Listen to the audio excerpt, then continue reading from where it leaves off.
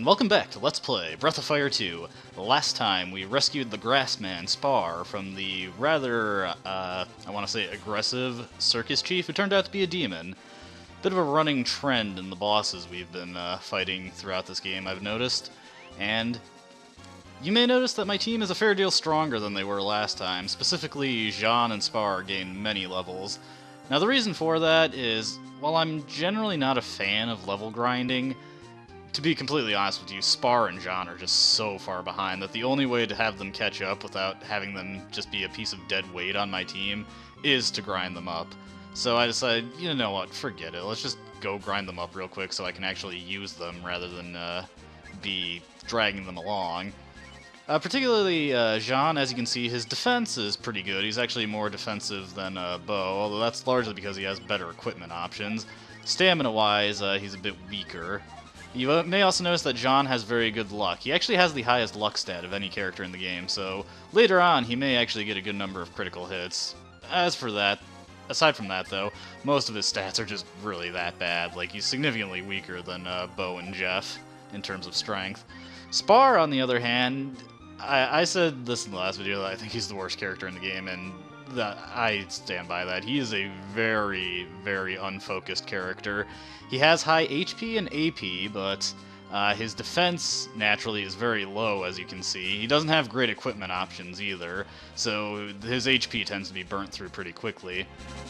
As for his AP, he has a fairly robust spell list, but none of them are terribly useful, and all his best stuff is learned last. Usually when another character learns it earlier, like, he can learn Defense Up X, but 6 levels after Bo learns it. And Bo's almost already got Defense Up X, so... one nice thing about Spar is that he's the only character besides Blue who has the Exit and Warp spells at the same time. Jean has Warp, Nina has Exit, Spar's the only other one besides Blue who has both of those spells. He also gets some decent attacking spells, and by far his most useful spell is that he's the only non-blue character who learns the attack up buff, but otherwise he's really quite bad. He's slow, he's weak, he's not particularly defensive in spite of his high HP, and he has tons of wisdom, but wisdom doesn't really do too much. And now for my grinding, it actually took like 5 minutes to get them up to that point, because we are on Giant Island. Let's find an enemy and see how this island got its name.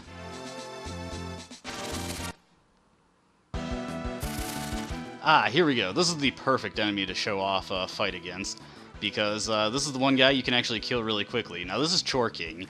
He only has about 25 hit points, but he has a ton of defense, so he only takes 1 damage from all the attacks you do, and he's immune to magic. However, there's a bit of a secret that you can take advantage of. When enemies are immune to magic, it doesn't count magic that's cast through items. So if I were to use this fire ring that casts spark, well, we'll see that, but he's also very susceptible to Bo's shot attack. Shot is a unique instant death type attack, and every enemy in the game has their own resistance to it. Chor King is fairly weak to it, so it tends to work very often. It's a nice backup if oh, well, there we go. Well, basically, the fire ring would have cast spark, and it would have actually worked, as opposed to casting the spell normally. Jean gets another level here, so that's good. Idle is... I think that paralyzes the enemy. It doesn't work very often, and even when it does, you can usually get something done much better by just killing them. So Giant Island is a very good way to catch up your weaker characters, or just power up your party in general if you want to do that. And they also give out quite a bit of money, so it's a very good area to stop here. Now, as for another thing on Giant Island, why, it's Bo and Karn from the first game. Bo, slightly different spelling from the Bo we have, it's B-O. Huh, a shining rock. Weird. Wonder what that means. And over here's Karn. He moves around a lot. Little bit of meta humor there for you. You may notice that Karn's skin tone is slightly different from what you would see in Breath of Fire. In the original Japanese release of Breath of Fire, Karn had a character design that, not put too fine a point on it, was considered too close to blackface, so they changed his skin color when they brought the game over to America. But I guess they forgot to make that edit when keeping the reference in Breath of Fire 2. Now that that's taken care of, we've got some business that I want to attend to before we move on with the game. First off, we want to go to Township. I'm going to stow Bo for a little bit because since I brought him along to do that grinding, he's pretty over-leveled. Jeff is also pretty over-leveled, but that's basically inevitable. He's always in the party. Unless your party consistently just has Cat and Bo in it, he's pretty much always going to be the highest level character that you have. Let's change our party up a bit. We're gonna bring Jean, Spar, and Sten. The reason I keep bringing Sten into battle will become apparent very soon. Alright, and let's just reorganize them a little bit. Let's see how Jean's defense is looking compared to Sten's. He actually does have more defense than Sten at this point. Jean is something of a tanky character, I believe I mentioned. He has pretty good defense and armor options, but I find that his weaknesses tend to outweigh his strengths, namely that he's really slow, has no AP, has some decent spells, but again, no AP, and he goes after the enemy when he casts them, and in general, he's just not very strong. But he can be very strong towards the end of the game, and we'll get into that later. Now, I'm coming to the Soul Unison station, because Spar is the first character we can actually show off a pretty cool mechanic with the Soul Unison thing. Let's fuse him with Sesso, the Water Shaman, and that's the only thing we want to fuse him with. I personally don't mind using Sesso on Spar, because she just increases Wisdom, and Wisdom barely does anything. But whoa! Spar changed into a completely new character.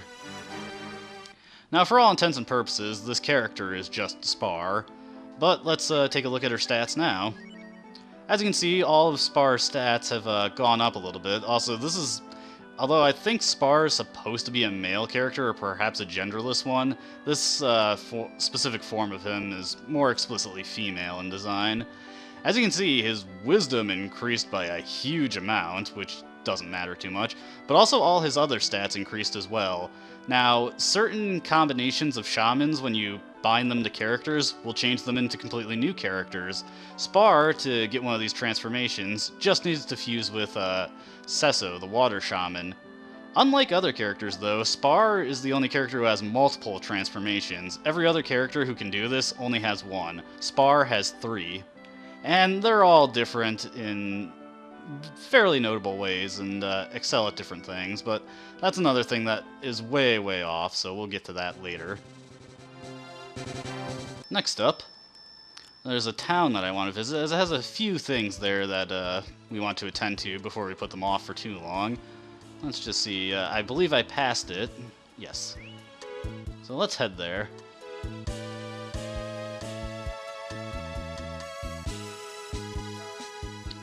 We swam by this town, I believe, when we were on our way to the Uparupa Cave, but there's a little village here. The village of Gunts. And let's check out the shops here, because they sell some pretty good stuff. Alright, here in the armory, we have the brass sword, the blended armor, the blended shield, and the blended mail. Let's see how that compares to what we have. A lot stronger, as you can see. And the mail can actually be... it's apparently a shield. And that's something that Spar can equip. I actually do want to equip that. I believe I mentioned this much earlier in the LP, but only armor lowers your agility stat, so that's the only thing you need to pay attention to when trying to keep track of your character's agilities. Now, checking out here, these items here are items that cast spells when used in battle, and like I said, when a spell is cast through an item, it bypasses enemies' magic immunity. And all these spells that it casts, except for the Shave Ice, these hit multiple enemies. So these can be very useful in specific situations. The only downside is that they don't stack into a single item stack, so they can take up quite a bit of inventory space. Just gonna want to buy a couple stacks of health BLs before we go. You know what? A few life pills too. We're getting to the point where we can actually afford those. But there's more to Gunts than just the fairly decent draw of equipment and items that we can get. Let's see, we got an inn here. May as well rest up. But yeah, I really did feel that grinding was necessary, because otherwise I was just going to be dragging Jean and Spar along. They weren't going to be doing anything, and while Breath of Fire 2 is by no means the hardest RPG, you'd have a significantly tougher time if some of your teammates just aren't contributing. Who's this old man here? Karashini Kofu. Karashini Kofu? It's quite a mouthful. Do I want not to? I'm gonna pass. Now, Karashini Kofu, I'm just gonna butcher his name. He is one of the last residents of the township that we can actually recruit, but his house takes up one of another character I'd like to bring into the town. Incidentally, another old man character, who I feel is going to be a bit more useful since I'm using all the characters. However, the stuff he sells is actually quite good, and some of it is pretty good equipment for Sten, some of his best in the game, actually. So if I wasn't planning on using, well, specifically if I wasn't planning on actually using Spar, I would go for him, but I am using Spar, so I'm going to get the other character. Now there's a secret area back here, and who is this? Aichichi. Yes, actually, wait, what?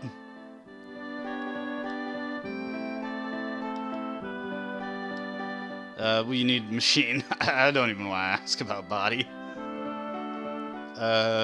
Somebody has a bit of a fetish.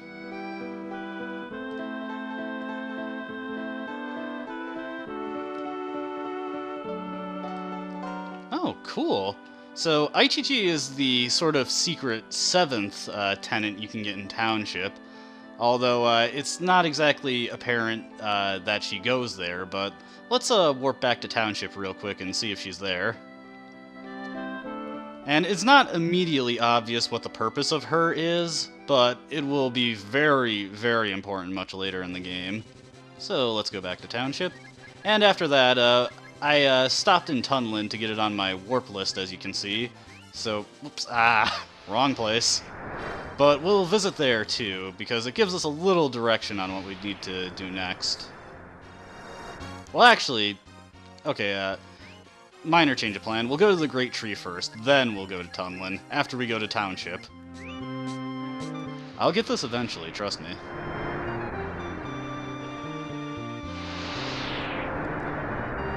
Good, I was paying attention. I was afraid I would have accidentally warped to Windy again, which would be quite embarrassing. Now, let's head back to the hidden area in the well.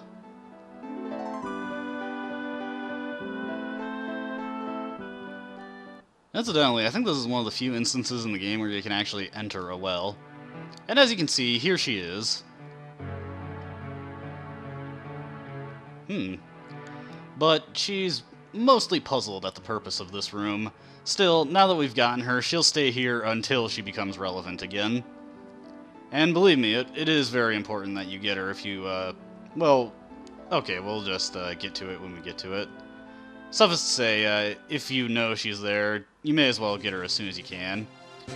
One thing I neglected to mention about those attack items that are sold at Gunt's, most of those items are actually components in the stat boosters you can get through cooking, so they're useful in that regard too. Like I said, I'm not going to be using stat boosters as they kind of just get rid of what's unique about each of the characters, even if it would be nice to compensate for huge weaknesses that the characters have, like, you know, Jean's very slowness, his weakness, the fact that he's not really great for anything aside from having good luck, the fact that Spar's not really great for anything aside from good wisdom, which is probably the worst stat to be specialized in. That beach is unique, and that's the only one that actually does that. That's because it's where that old man is. Alright, let's put Spar in front. Now, it is important to note that with some of these fusions, characters will have their field abilities changed out a bit, so you gotta be careful of that if you're not watching out for it. Spar has... one of the things of character transformation does is that it changes what the character's unique ability is sometimes. Now, Spar's usual ability is an ability called Nature that is changes depending on where you are at the time you use it. In most areas, it just restores your party's HP by about 32 or so. In some areas like this forest, it can cause trees to come crashing into the enemies and do a lot of damage, which is kind of cool. But most of the game is spent in dungeons where it just doesn't do anything. As far as current ability right now, I can just auto-battle this, is Spore, which attempts to put all the enemies to sleep. However, it also has like a 50% chance that it can backfire and instead be cast on your party and attempt to put them all to sleep. And I've noticed that it's significantly more likely to put your party to sleep than it is the enemy party. Yeah, Jean's getting up there. Definitely the level ups helped. Hey, we've never encountered the sea bear before.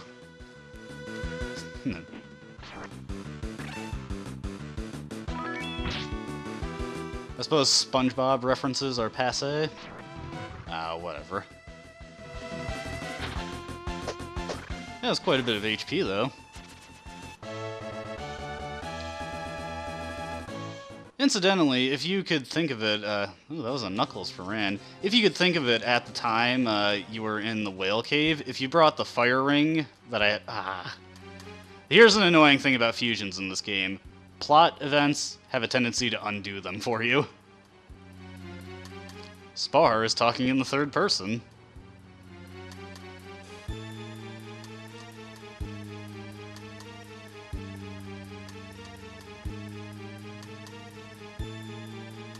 Oh, come on, you gotta be kidding me.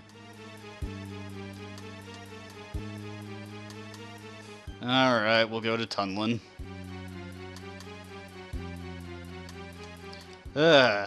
But this is a big problem with fusion in this game, or transforming fusions, rather. Plot events, particularly ones that require a specific character to say something, will immediately disband the fusion. Also, any event that causes a character to leave the party, that also disbands fusions, and as far as I know, not just ones that cause a transformation. This gets very frustrating towards the end of the game, as there are a lot of areas that have these events that undo fusions for you. I say I undo them for you like that's a good thing. Well, looks like we're gonna have to rest, or... yeah, may as well rest. But it can be very frustrating. Also, I suppose I should mention that we won't be getting any more shamans for quite some time. The next one we get won't be until about the start of the game's third act, and we've only just started the second act, really. Alright, let's see what's up. So, the magic hood that we've gotten allows us to convert, or rather, understand the people of Tunlin, but it does not allow us to actually converse with them. To talk to them, we need a musical tone. This guy doesn't look like a native. What's he got to say? A musical instrument, huh? The famous flute from Highfort? Well, I just so happen to know where that is. You know what, we better make a quick trip back to Township just to get Spar refused. Luckily, this isn't too much of a detour, and it takes us closer to Highfort anyway. But yeah, that's one major limitation of the fusion system in this game. Most of the shamans, you get them right about at the end of the game. Fortunately, I do know the quickest ways that you can get all of them. Unfortunately, the last one that's critical to a couple transformations is located in a room that is unlocked right next to the final dungeon. That's really nice like that, you know? Anyways, I don't know if I showed this off before, but every successful fusion you've ever done goes into the list, and if you go to the list, you can just skip the cutscene of uniting the characters. Very nice, very convenient. Now, the upcoming Highfort scenario is a very notorious one in the game, and one of the reasons why I leveled up Sten is he's a critical character for it. Let's just get on Grandpa. Fortunately for us, I've been keeping Sten's equipment mostly up to date, especially with the flame stuff, and also because his fusion right now is not a transformative one, it will not be disbanded once plot events require him to speak. And I believe I should get onto the beach over here. Hey, you know what? Let's stop in this house and see who's here real quick. There are new enemies here that are a fair deal stronger than the ones that we could encounter in that forest, so be wary of them. Now, what have we got here? Some guy. Okay. And that's all there is here. There are some meaningless places like this. Usually out-of-the-way houses like this have a person for township in it, but that one is just some reclusive guy. Oh, hey! Sea sludge. Well, let's give this a shot. Just have Sten, if he gets to go first, this would be a good way to show it off. Nope. Oh well. But yeah, Fire Ring casts actually, the Sea Sludges aren't immune to magic, so that wouldn't really have demonstrated my point at all. Ah, sorry. Still, you got to see it cast Spark. Ooh, another life pill. Excellent.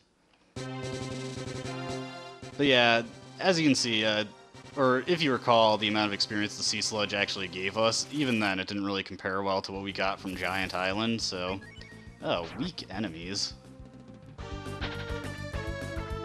This is one thing that I don't really like about Sten, is that he is a fast character. As you can see, he's faster than the rest of our party, and by a pretty significant margin if you look at his stats. But the big problem is that he's not faster than most enemies, so it just kind of makes him subpar. I definitely think Cat's a more useful character in comparison to him. Let's just get a smoke in effect, see if we can get to High Fort in a relative hurry.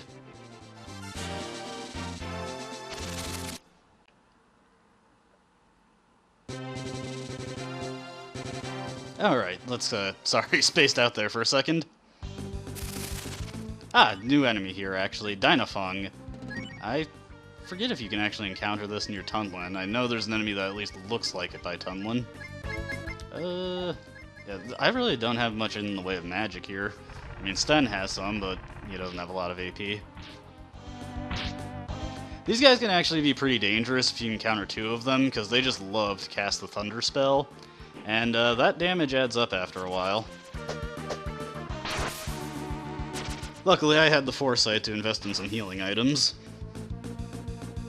Quite a bit of HP, too. But eventually he falls.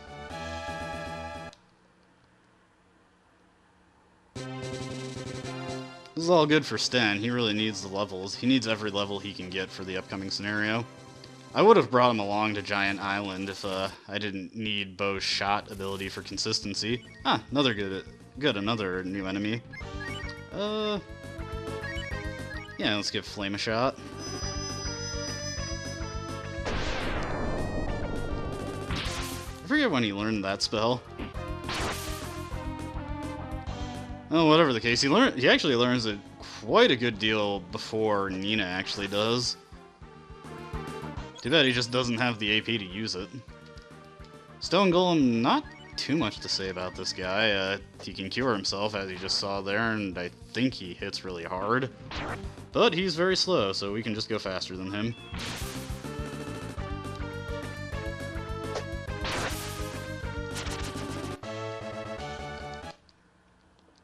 You know, I did think the one order of business I needed to take care of in Township besides the fusion was getting medicates.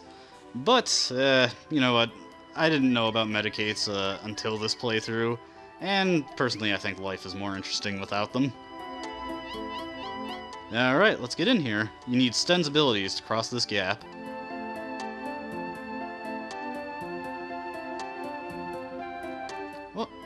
What? This is your hometown, Sten? Why don't you want to enter?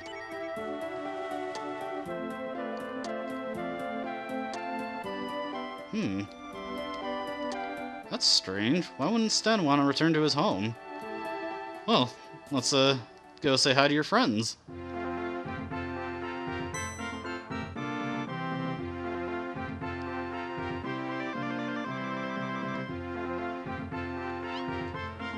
Seems this guy does know him. Chief? What?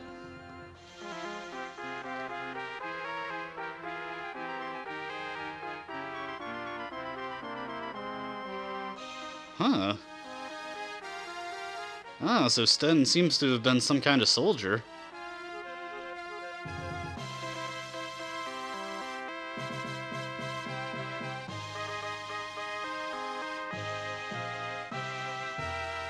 Huh. I mean, these guys seem to be happy to see him. Why doesn't Sten want to be back here? Huh.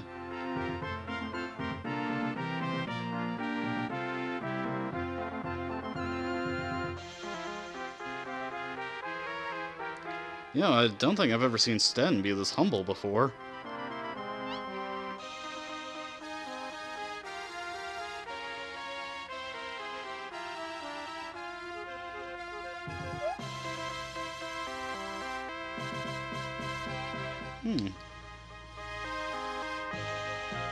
Sten certainly seems to have some kind of baggage attached to this Gunheim War.